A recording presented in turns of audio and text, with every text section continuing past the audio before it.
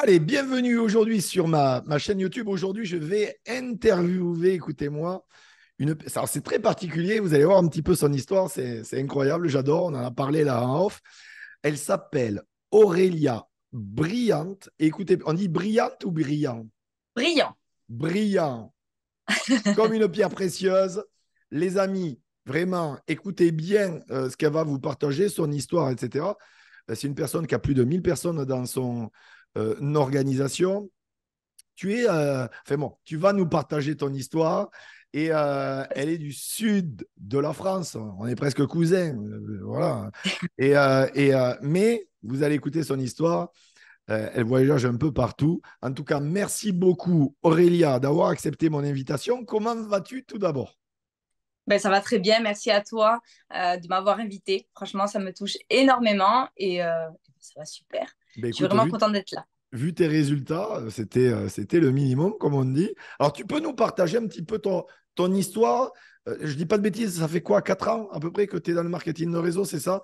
Comment C'est tu as ça. rencontré l'industrie et d'où tu viens, voilà. Et puis où tu es aujourd'hui. Voilà. Ok. Avec grand plaisir. Donc, du coup, moi, voilà, ça fait 4 ans. Comment j'ai connu mon industrie? Il faut savoir que, voilà, j'étais à Béziers, donc du sud de la France, et j'ai rencontré l'amour. Et l'amour donne des ailes, comme on dit souvent. Et voilà, au travail professionnel de mon conjoint, on déménage souvent de pays en pays.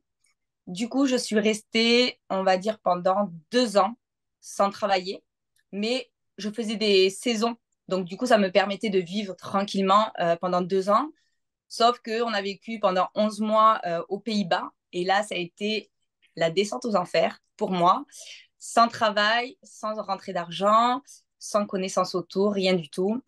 Et lors de notre troisième déménagement en Belgique, là, j'ai eu un déclic. J'ai dit stop.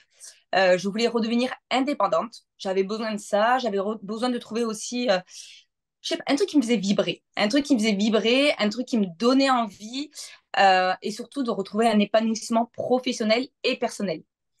Donc, du coup, j'ai une amie à moi. Donc là, oui, c'est une amie qui m'a mis sur ce chemin-là, qui m'a contactée parce qu'elle me vendait déjà des produits. Et elle m'a dit, Aurélia, écoute, elle me dit, franchement, tu kiffes les produits, pourquoi t'essayes pas, quoi? Et du coup, j'ai dit, allez, vas-y. Alors moi, je suis quelqu'un qui... Alors attention, j'avais peur, parce que je pense que comme tout le monde, on a peur avant de se lancer. J'avais des doutes aussi, mais je suis quelqu'un qui me dit toujours, qui tente à rien à rien. Je suis un bélier, hein, je suis un bête à cornes. Et du coup, j'ai dit, allez, vas-y, feu. Je me lance. Et du coup, voilà comment l'aventure dans l'industrie a commencé. C'était une copine à toi de Béziers? C'est ça, oui. Magnifique. Bon, ben écoute, ça c'est génial. Et alors, moi j'aimerais savoir un petit peu, c'est quoi un peu ton état d'esprit pour développer ton activité? Parce qu'en plus, comme tu dis, tu vas de pays en pays et du coup, je suppose que tu développes aussi à distance, Mhm. forcément, que tu coaches tes équipes à distance. C'est ça. En plus, tu es maman, donc ce qui Mhm. prouve aussi qu'on peut être maman, développer à distance et avoir des résultats. Donc voilà, Mhm. cette année, la preuve même. Donc, c'est quoi un peu ta routine, ton fonctionnement pour développer ton activité? Alors, déjà, c'est vrai que des fois, ça peut être un peu compliqué parce que voilà, à gérer aussi, hein, je suis une femme aussi, il faut gérer la maison. Mm. Ma fille ne va pas la nounou. Alors, quand je me suis lancée, par contre, je n'étais pas encore maman, mais c'était mon objectif.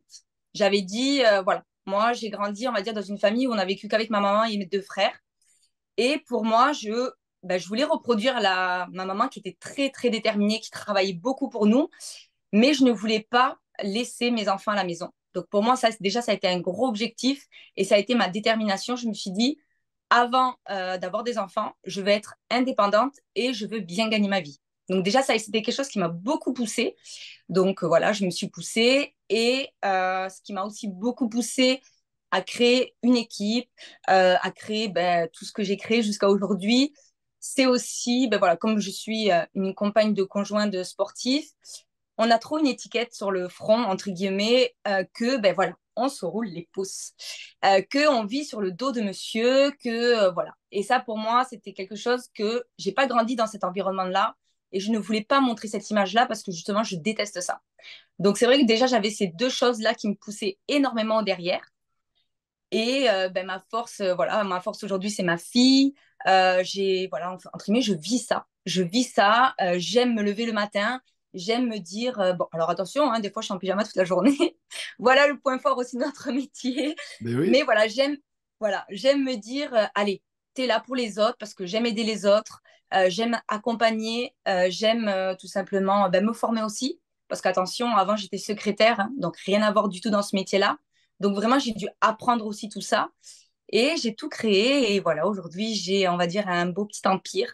Et j'espère encore grandir et grandir. j'en suis convaincu. D'ailleurs, c'est marrant, tu parles de sportif de haut niveau par rapport à ton conjoint. Et moi, je le dis souvent, parce que j'ai été sportif de haut niveau dans un autre domaine il y a 2 siècles et demi en arrière. Mais je dis toujours qu'un sportif de haut niveau et un entrepreneur de haut niveau, c'est le même état d'esprit, avec les mêmes sacrifices, avec le même engagement, avec la remise en question. Voilà, il faut être vraiment engagé. Et ça se rejoint, tu vois ce que je veux Ouais. dire? Et Ça se donc, c'est bien, tu complète. as un bon environnement à la maison avec ton enfant. En plus, ça te motive de Mm. travailler encore plus, encore mieux. Donc, ça, c'est génial. Alors, justement, moi, j'ai souvent, tu sais comment sont les gens. Elle a réussi, elle a eu de la chance. Oui, il a réussi, il a eu de la chance. Moi, je dis toujours, la chance n'existe N'existe pas. pas, elle se provoque. Tu l'as provoqué et puis tu l'as bien provoqué. Et puis encore une fois, quand on est à distance, il faut mettre en place des stratégies, une certaine méthodologie, un certain Mm. suivi. Je veux dire, c'est pas comme si tu as les gens, tu sors de chez toi, tu les vois au quotidien. Donc, tu peux peut-être nous partager une anecdote de difficulté que tu as rencontrée et malgré tout, tu n'as pas lâché. Je pense que, par exemple, tu parlais tout à l'heure d'un truc qui est intéressant, c'est que tu as déménagé et ça a été compliqué, etc. Tu peux nous partager un truc précis que tu as pu rencontrer et malgré tout, tu n'as rien lâché et aujourd'hui, tu en es là parce que justement, tu n'as rien lâché. Tu as su peut-être aussi te réinventer. Ouais. Mm. C'est dur, hein. C'est dur de trouver une seule chose. Ou un bas Mais émotionnel vraiment qui a été compliqué, mais que voilà, tu as fait le deuil, pour tu moi, es je dirais passé au-dessus. la première chose qui a été très compliquée pour moi, c'est que du coup, quand je me suis lancée, je n'avais pas de réseaux sociaux. Je ne connaissais personne où j'étais. Et pour moi, la plus grosse étape a été de me développer sur les réseaux parce qu'aujourd'hui, je ne travaille qu'avec les réseaux sociaux. Ouais. C'était quoi sur Sachant que, Instagram? voilà, je travaille beaucoup avec Instagram. Instagram et Facebook aussi parce que Tik- Facebook, il y a aussi du monde. TikTok aussi ou pas? Alors oui, TikTok, j'avais commencé Ouais. comme tout le monde, je pense, hein, au moment du confinement. Et bon, là, malheureusement, le manque de temps a pris le dessus, mais bon, je compte bien m'y remettre aussi parce que, Ok. alors, c'est côté un petit peu travail, mais c'est aussi côté plaisir parce que je prends du plaisir aussi à faire des vidéos, etc. au quotidien. C'est très bien. Donc, ouais, Donc du coup, le challenge, ça a été de te lancer dans un domaine que tu avais mm, pas, que tu maîtrisais pas, quoi, en fait, quand tu t'es c'est lancé. ça. Ouais. Ça a été un très gros challenge. Et d'ailleurs, des fois, j'avais même envie de baisser les bras parce qu'on va pas le cacher, les réseaux sociaux aujourd'hui, c'est très dur. Hmm. Même pour se démarquer, pour tout ça. Alors attention, il y a encore beaucoup de travail, hein, parce que je ne dis pas, ça fait que 4 ans que je le travaille, mais c'est vrai que pour moi, ça a été mon plus gros challenge. Et après, enfin, il y en aurait tellement, mais bon, je ne Ouais. peux pas tout Mais citer, tu ça n'as c'est rien aussi pour lâché, tu as persévéré ça. et les résultats sont là. Alors, une question. Alors ça, je ne sais pas du tout. Est-ce que toi, tu te développes personnellement? Est-ce que tu lis des bouquins sur le marketing de réseau, sur le dev perso, sur l'entrepreneuriat, ou des audios, ou des biopics, ou je ne sais pas moi, des vidéos de motivation sur YouTube, ou pas du tout? Alors, je suis peut-être une mauvaise élève parce que je ne suis pas une très, très grande fan de livres. Ouais, C'est vrai que voilà, je peux pas dire que je ne fais pas de développement parce que j'en fais. Déjà, j'ai monsieur à la maison qui est très, on va dire, dans ce domaine-là. Lui, il est à fond développement personnel. Donc, c'est c'est vrai que bien. déjà, lui m'apporte beaucoup. Après, j'ai lu, alors, dans mes débuts, le livre GoPro, que je pense que, bon, c'est l'incontournable. C'est clair. Euh, les quatre Accord Toltec. accords, Ouais, voilà. Et ensuite, je regarde beaucoup sur YouTube. très bien. Voilà, moi, je filme beaucoup sur YouTube. Ouais, Et une chose, par contre, que je fais très, très régulièrement, c'est que tous les matins, par contre, je me mets des vidéos de motivation. Ça, très pour bien. moi, je ne Belle commence pas ma routine, journée. ça. Voilà. Ça, c'est une routine que j'ai mis en place. Je ne, tout simplement, je ne commence pas une journée si je ne me fais pas ma petite vidéo de motivation parce que pour moi, c'est ce qui me met un petit coup de pied au derrière. Et au moins, ça me lance dans ma journée. C'est une très bonne routine. Écoutez bien et mettez-le en place, les amis. Parce que souvent, il y a les gens, tu sais, ils se disent le matin, ils se lèvent, ah, je me suis levé du mauvais pied. Bon, non, ce n'est pas qu'ils se sont levés du mauvais pied, c'est que ils font tout pour que ça aille mal. Et moi, je le dis souvent, ils se sont couchés du mauvais pied, ils regardent BFM TV en boucle, que du Ouais. négatif, Mm. etc. Et forcément, bon, ça aide pas. Donc, ben ça, c'est un très bon conseil que vous pouvez appliquer, les amis. Vraiment, comme fait Aurélia. Euh, voilà. Vidéo de motivation au lever, au petit C'est déjeuner ça. pour bien commencer De la musique aussi. la journée. La musique aussi, ouais. La musique. Je sais qu'avec ma fille, on aime bien mettre la musique le matin et on danse. Et c'est vrai que ça nous met, voilà, ça nous met de bonne humeur pour la journée. Et même la pépette, je vois qu'elle s'amuse en faisant ça. Donc c'est cool. Mais la musique, c'est un impact sur la psychologie. Et ça a un impact sur la physiologie, en fait. Le fait, tu sais comment c'est. On a tous été dans. On revient du boulot, bon, on revient du boulot, on est fatigué, blablabla. Et puis il y a une musique tout d'un coup qui passe à la radio, qui est entraînante, etc. On se met à chanter, à danser, etc. dans la voiture. Et l'énergie, elle remonte, en fait. Et ça a un C'est ça. impact aussi sur la physiologie. C'est vrai que quand on a un coup de mou, les amis, n'hésitez pas. Moi, je l'utilise beaucoup pour le peak state, la musique, tu vois, pour se remettre en énergie, en Mhm. condition pour agir. Parce qu'il y a plein de gens, par exemple, en marketing de réseau, qui ils savent faire des clients, ils savent faire des partenaires d'affaires, mais ils sont à deux de tension et parce que là, ils n'ont pas d'énergie. Et je dis toujours, sans Mm. énergie, on n'agit pas, C'est malheureusement. Donc ça, c'est un ça. très, très bon tips que tu nous partages. C'est très bien. Alors, moi, j'aimerais que tu nous donnes un peu ta vision du marketing de réseau. Ça fait 4 ans et demi que tu es dedans. Mhm. Donc, tu n'es pas nouvelle, mais ça fait pas non plus 20 ans, mais c'est quand même de l'expérience et l'expérience n'a pas de prix. Comment tu vois évoluer l'industrie et, euh, et puis en tant que femme aussi, quand même. En tant que femme, en tant que maman, quand on sait qu'il y a 76 à 78% de femmes dans l'industrie du marketing de réseau, donc les femmes ont une véritable place dans cette industrie. C'est quoi ta vision des femmes dans l'industrie? C'est quoi ta vision de l'industrie aujourd'hui? Alors, ma vision de l'industrie, on va dire que pour moi, c'est le métier de demain. Ouais.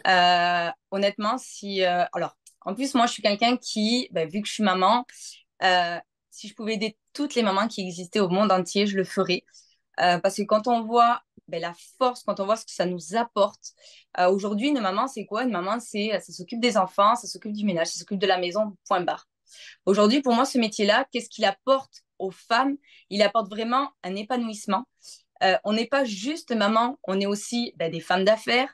On est vraiment des femmes qui existent. Et ça, pour moi, c'est quelque chose qui est important. Et je trouve que ce métier-là, plus tard, il va faire développer vraiment les femmes à ne pas être juste une femme, mais plutôt on va dire des femmes d'affaires, des femmes qui peuvent ramener aussi des très très beaux salaires, même d'ailleurs. Dans l'équipe, j'en ai même des femmes qui ramènent des meilleurs salaires que les hommes à la maison.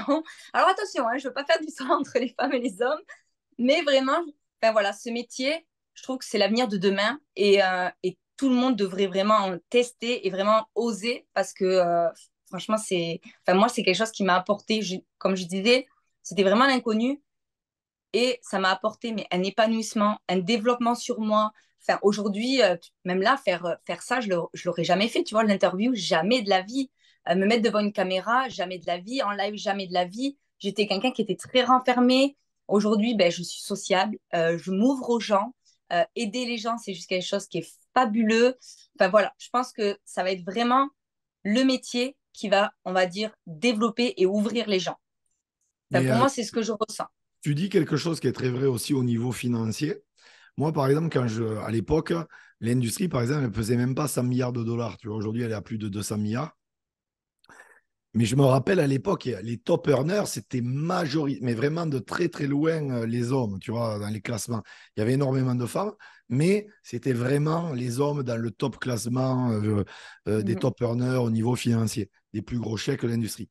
Aujourd'hui, il y a une inversion qui est en train de se produire, où il y a de plus en plus de top earners féminins, voilà, il y a de très très gros chèques que font beaucoup de femmes, de plus en plus. Il y a vraiment une vague, là, on le ressent.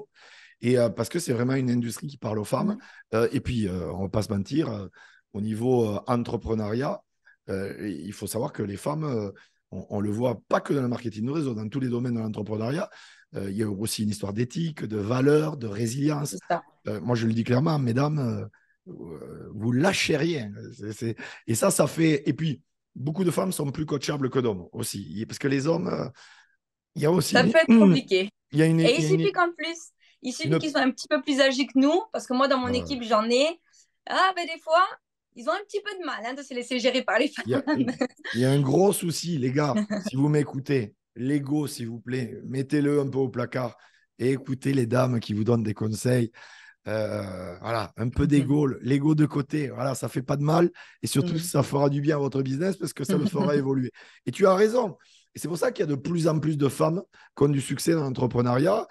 Et moi, je suis convaincu que les femmes ont vraiment leur place dans l'entrepreneuriat, vraiment leur place dans l'industrie.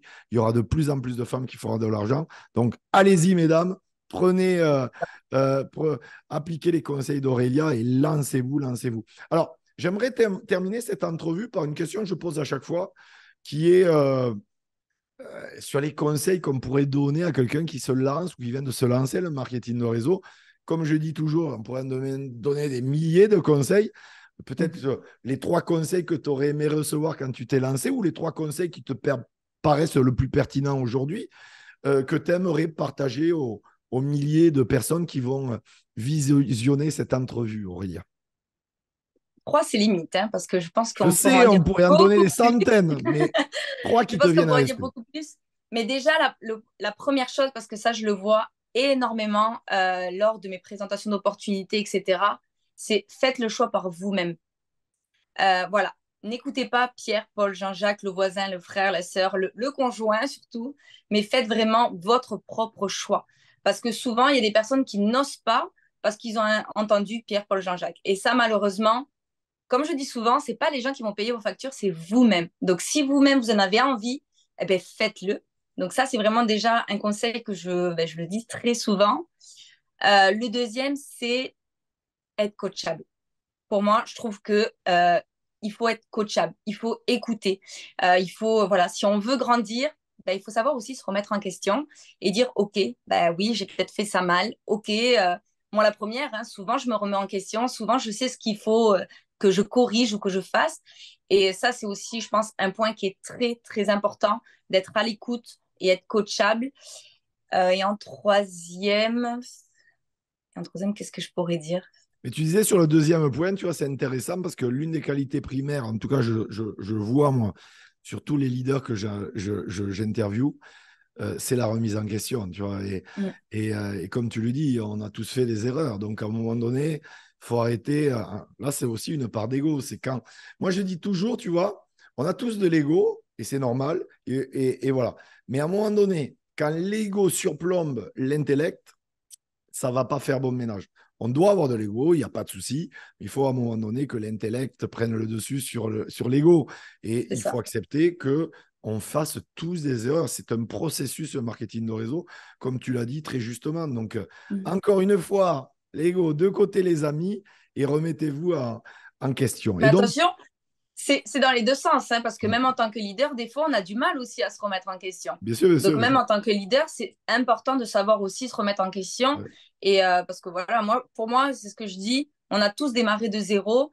Et voilà, et c'est pas parce qu'il y a un leader que non, on est tous égaux. Et je pense qu'on fait tous des erreurs. Donc, se remettre en question, je pense que c'est important aussi.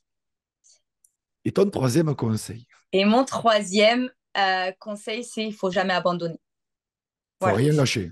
Voilà. Pourquoi? Parce que ben, c'est un peu les montagnes russes. Mm. Moi-même, j'ai connu les montagnes russes, hein. J'ai connu des périodes très hautes, très waouh, j'étais émerveillée. Et puis, quelques temps après, ben, ça a été des périodes très compliquées. Alors, attention, pas spécialement, il y a tout qu'à jouer, aussi bien la vie perso, la vie pro, enfin, tout qu'à jouer.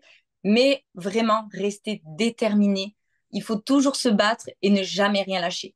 Parce que un jour ou l'autre, tout paie. La vie elle nous récompense. De toute façon, la vie récompense les gens qui se battent au quotidien. Donc vraiment, voilà, même en période on va dire compliquée, des périodes dures, des périodes où des fois on a envie de dire stop. Là, j'en ai marre, j'ai envie de tout lâcher, stop. Eh ben non, lâchez pas. Et ça, c'est ce que je dis aussi beaucoup à mon équipe parce que c'est sûr et certain, ça paiera. On est d'accord. Et le problème d'aujourd'hui, d'ailleurs, ce qu'on voit, pas que le marketing de réseau, mais dans la société, c'est que les gens, à la moindre difficulté, au moindre obstacle, ils sont résignés, ils baissent les bras, etc. Moi, je dis toujours, c'est pas quand tout va bien qu'on apprend des choses. C'est quand tout va mal qu'on en retire une leçon si on ne lâche rien. Les amis, c'était Aurélia Briand. Et elle est brillante, on peut le dire. On a dû te la faire quelques fois, celle-là.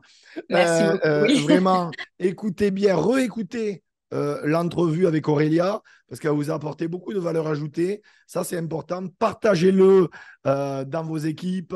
N'hésitez pas à poser des questions. N'hésitez pas d'ailleurs à rentrer en contact avec Aurélia. Je vais mettre son Instagram en description. Et puis, likez cette vidéo. Je veux dire, c'est la base. Vous voyez. Et puis, abonnez-vous à ma chaîne et vous serez bénis. Sur 10 générations, j'en suis convaincu. Aurélia, merci beaucoup pour tout le Merci à contenu toi. que tu as partagé aujourd'hui. Et les amis, à très bientôt. Bye bye. Bonne soirée.